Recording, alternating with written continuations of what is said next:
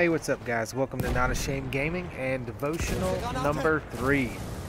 Today we're going to be talking about the trench life.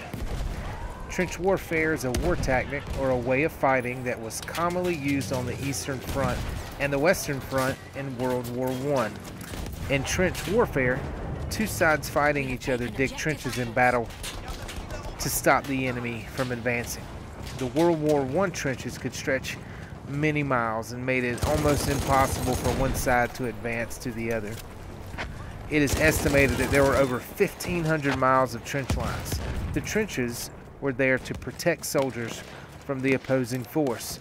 But I can't help but think that many of the soldiers probably felt enclosed, restricted, and trapped by their own trenches. The trench was their protection and tomb all at the same time. The devil works overtime at those who oppose him. His main focus is to make us doubt, fall, and once we fall, to stay down. Life is sometimes like a box of chocolates, like Forrest Gump said, but it's not that simple. Life is a battlefield, a daily dose of ups and downs, jabs and punches, defeats and victories. I can't imagine what life was like living in a trench, but I have been trapped, beat down, and confused by the devil. I was even satisfied with remaining there in that trench, dealing with my humility. Let me tell you, as a child of God, He absolutely does not want us sitting in a trench. Isaiah 40:31 says, "But they who wait on the Lord shall renew their strength. They shall mount up with wings as eagles. They shall run and not grow weary, and they shall walk and not be faint." I don't know about you, but I want to soar. I want to be free of those trenches and chains. The devil is on the loose, and we must remain aware of his movements. It's tough to do that stuck in a trench as opposed to soaring like an eagle. Spiritual trench life is not a place to be. There are aspects of trench life that we need to go over. There are disease, no man's lands, shell shock, and buried alive. So the first that we're going to talk about is disease. Disease was a serious problem. There were physical issues within the trench that caused a lot of health problems.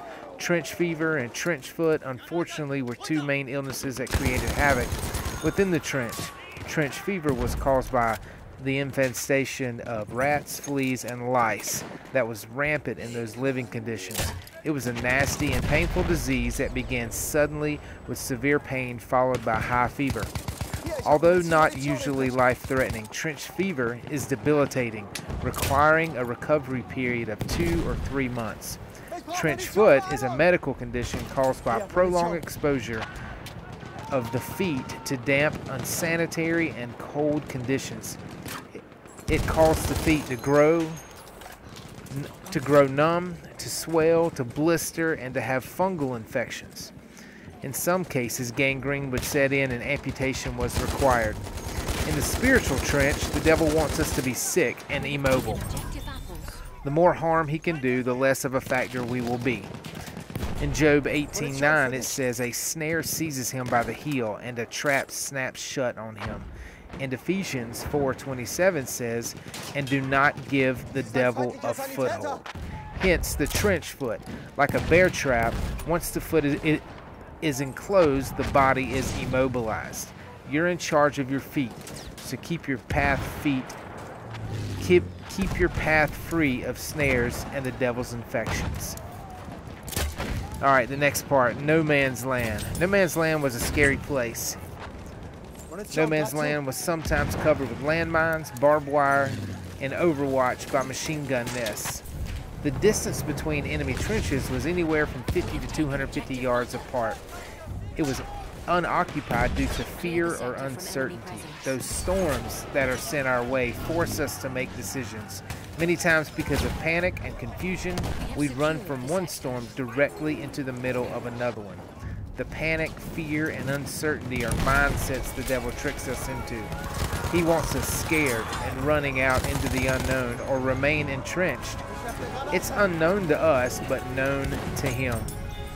In Judges chapter 7, Gideon used his army of 300 men to defeat thousands without even having to lift a sword.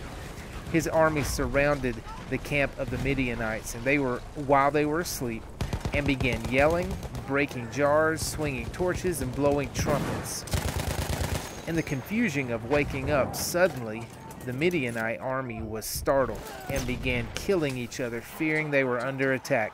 The deepest wounds are often the ones of self-affliction. That's why the devil enjoys it so much. He finds it amusing. At these moments, we need to claim Isaiah 54:17. No weapon that is formed against you shall prosper. Make sure the devil understands who he's dealing with, but more importantly, you need to understand who you're serving. The King of Kings has your back. All right, the next part, shell shock. Shell shock keeps us not wanting to leave the confines of the trench.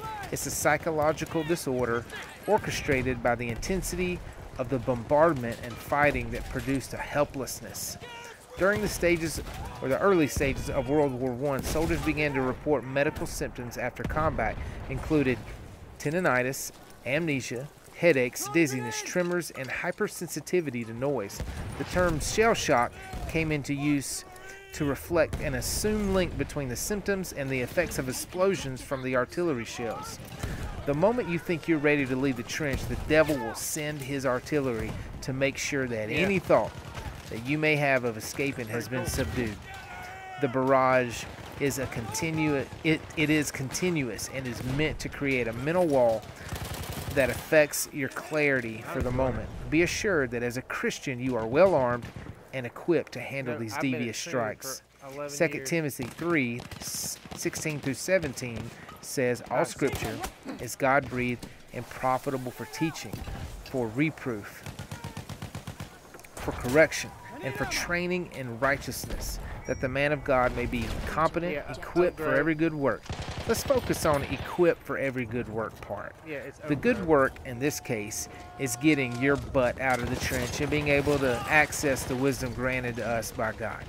James 1:5 reminds us, if any of you lacks wisdom, you should just ask God, who gives generously to all without finding fault, and it will be given to you.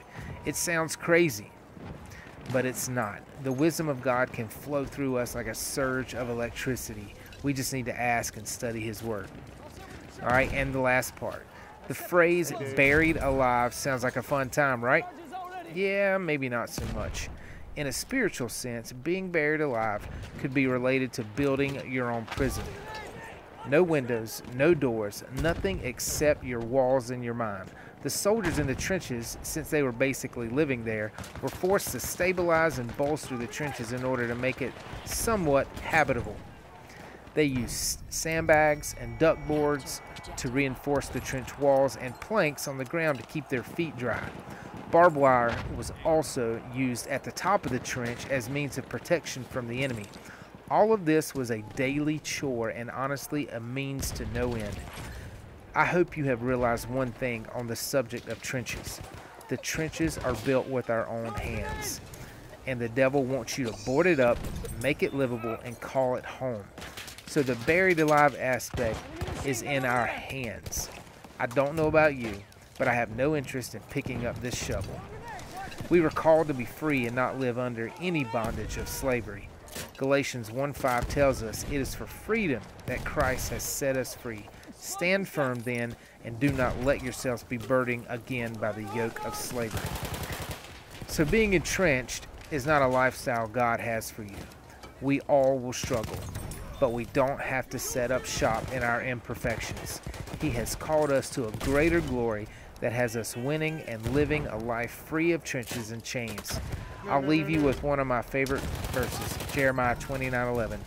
For I know the plans I have for you, declares the Lord, plans to prosper you and not to harm you, plans to give you hope and a future. So there you have it, devotional number 3. Thanks for tuning in, guys. Hit that like button, subscribe, tune in next Monday for devotional number 4. But check out some of my other videos. I've got some fun stuff going on and some highlight reels, so go check those out. And until next time, thanks again.